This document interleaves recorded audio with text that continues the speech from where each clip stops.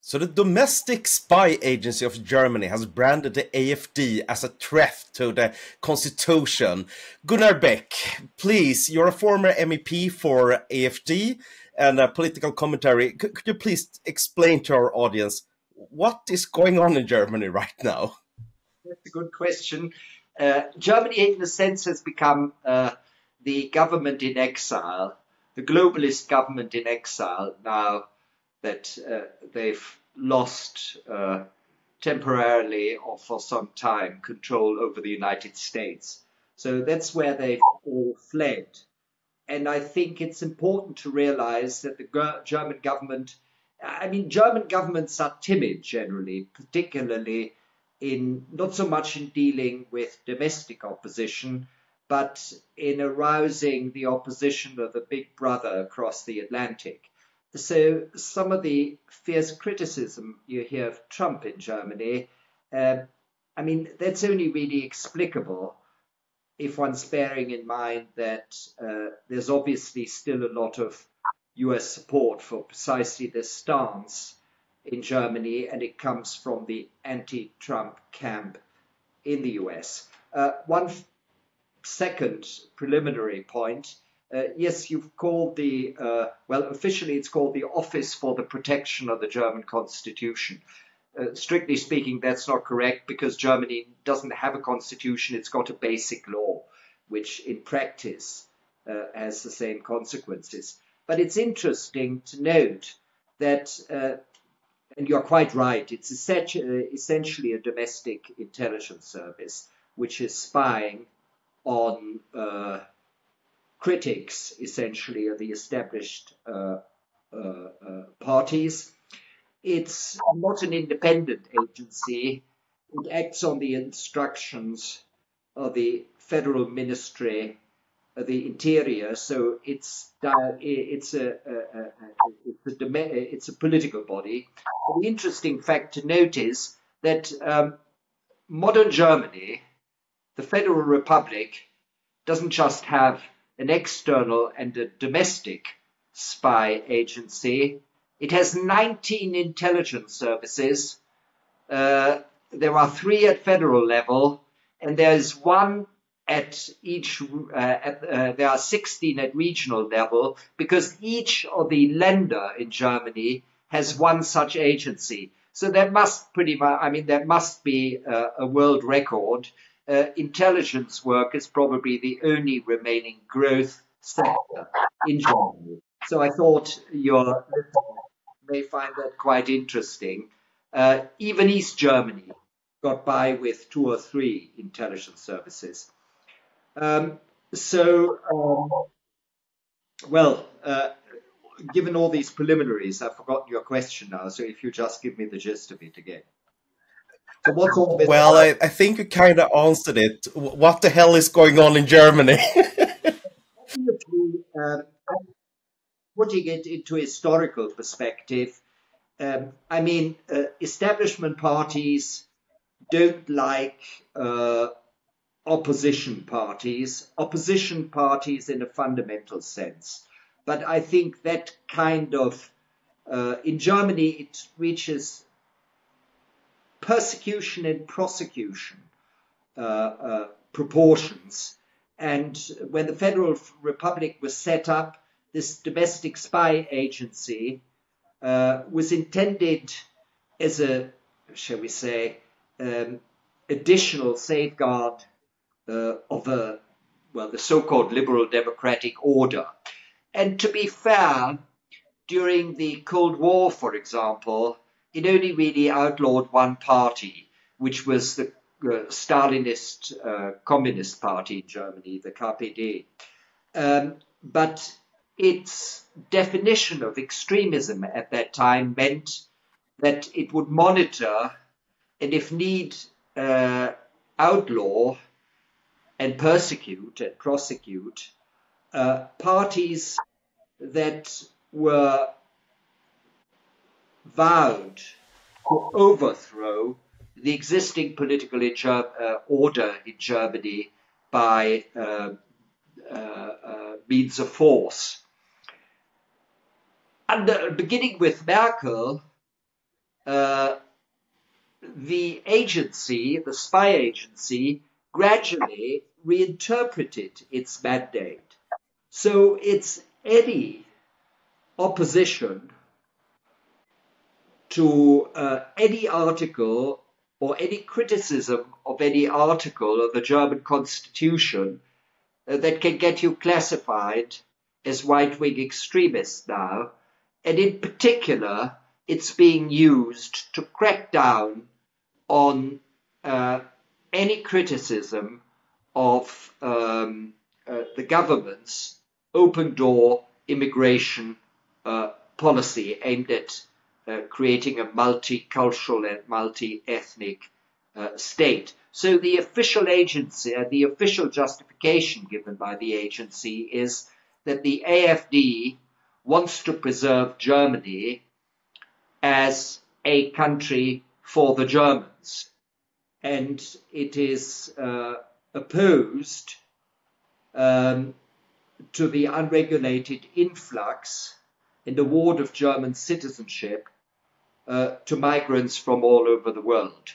So it's committed, in some sense, the agency says, to some ethnic definition of German identity, and this is putatively now a reliable indicator of being anti-democratic and anti-rule of law.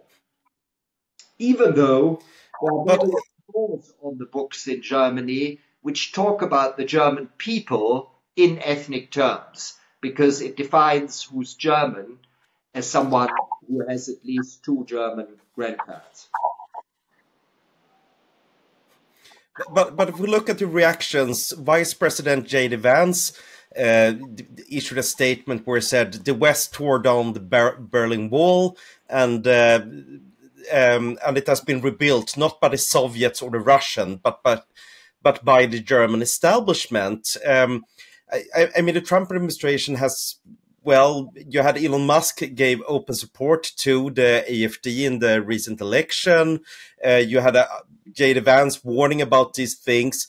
Has it been beneficial for the Alternative Deutschland that the Trump administration started talk about these democracy issues that is currently in Germany, or has this escalated the response from the Scholz-Merz government that we've seen, or well, the upcoming Merz government? I still maintain, as I did in a previous interview with you, that the kind of support the AFD has continually, rather than continuously, got from various leading US political figures is helpful to the party. It's always helpful not to be seen as completely isolated, because if you are not completely isolated, then in the perception of most people, it can't be so bad. Now, of course, critics will say, well, here we are, they're in the same camp as Trump. But given the image the AFD is given by the German authorities, that hardly makes matters worse, right? But it also illustrates my initial point that, I mean, a German government, be it the Scholz one or the Merz one, would normally prostrate itself before any American president. Germany is the most servile, the most eager to please vassal of the United States. And for a German government to forge ahead with policies of excluding the second largest party in the country from effective political participation is only possible because they count on substantial internal US support, not from the government of the United States, but there obviously is a lot of internal opposition to the Trump administration in the US. And I think the kind of globalist element in the US, as indeed in many other countries, is now pouring resources and giving very considerable moral and other support to Germany, because Germany is seen as the standard bearer of woke ideals for as long as the US is occupied by someone like Trump. But if we look at the situation in Germany, AFD has been polling as the largest party now. Has that impacted this? I mean, that you're branding them, the AFD, a threat to the constitution of Germany. They're the largest party in the polls right now. I mean, how do you get around to work with this? It seems bizarre. As an outlooker on the outside, it just seems strange. It certainly is. I think, let me just put your claim into perspective. There have been about 15 to 18, maybe 20 post-election polls. One or two have showed the AFD a percentage point or 2 percentage points ahead of the CDU. About 15 or 16 show the CDU still 1 to 2 to 3 percentage points ahead of the AFD. So the more proper description would be they are really running neck and neck, with the CDU probably still having a slight edge. But be it as it may, it's either the largest, and it is the largest party in East Germany, or the second largest. It's difficult to find many historical parallels in the 20th century when a party that's got such electoral appeal is declared to be effectively illegal. I think you've probably got to go back to the Third Reich in Germany to find something equivalent. Interesting enough, someone sent me a newspaper published, I think, in March 1933, showing that the SPD has been banned as a threat to public order and the interests of Germany. That was under Hitler. It was one of the first measures he took. And now the Federal Republic is resorting to the same measures. So, plus ça change, plus c'est la même chose. The more things change or appear to be changing, the more they remain the same. So it illustrates my conviction that Germans haven't really, despite 80 years of ostensible democracy and the rule of law, imbibed the underlying ethos of liberty of expression and toleration and debate. If you don't have answers, you outlaw. And if we look at the trend we've seen in all of Europe right now, we had in Romania, non-establishment candidate was polling ahead and was winning the election. The Supreme Court of Romania, well, made it null and void. We have seen in France now where Le Pen has been sentenced to a jail sentence and a ban from running for elections. And now we see the tendency in Germany here where, well, as you said, you basically make them illegal. You start taking the steps to ban it. And, well, there's been many outspoken people from the Social Democratic Party and the Christian Democratic Party that wants to ban the largest opposition party. How worried should we be about the state of democracy in Europe right now? Extremely worried because the nation states of Europe have been partly have partly lost their sovereignty to the EU institutions. So there is a kind of super federal level or EU level, and that level is even more firmly and uniformly opposed to any kind of populist criticism of what are obviously highly dysfunctional policies. the green policies, the migration policies, our living standards in Europe have been declining, at least for most people, for the last 15 years, even longer than that, since the great financial crisis. So it's very difficult to see how in any one European country, leaving aside the particular case of Hungary for a moment, a populist party could come into government for two reasons. In the German context, it would obviously have to, given the lack of coalition partners, it'd have to win an absolute majority. In a country such as France, it'd be slightly easier because of their different electoral system. But yeah, I mean, whenever a party seems getting into such a position, we saw it in France, then they bring in the law in order to give an allegedly, a putatively objective and impartial reason why this party cannot be allowed to govern.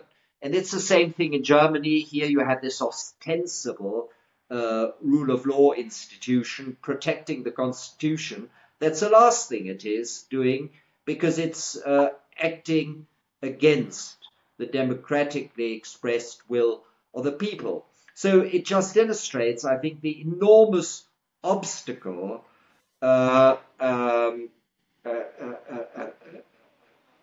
populist and right-wing conservative parties are facing in challenging the status quo. They are facing a very powerful, monolithic bloc which is fighting them by any means possible and instrumentalizing, in particular, the law.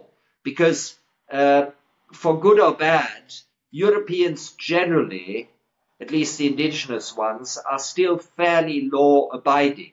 So one of the great problems I think we now have is that people still place a lot of faith in all this talk about the rule of law and democracy, when these terms have effectively lost their meaning because they've been reinterpreted and perverted beyond all recognition by governments and the EU over the last 15 years, up to a point where they've almost lost their meanings. So you can annul elections in the name of democracy now. So when the people democratically express their opinion and the result is not welcome, then you appeal to democracy to overthrow the result. Well, thank you so much for giving us a detailed explanation of what is going on in Germany. Grim news, truly. Thank you so much, Dr. Gunnar Beck.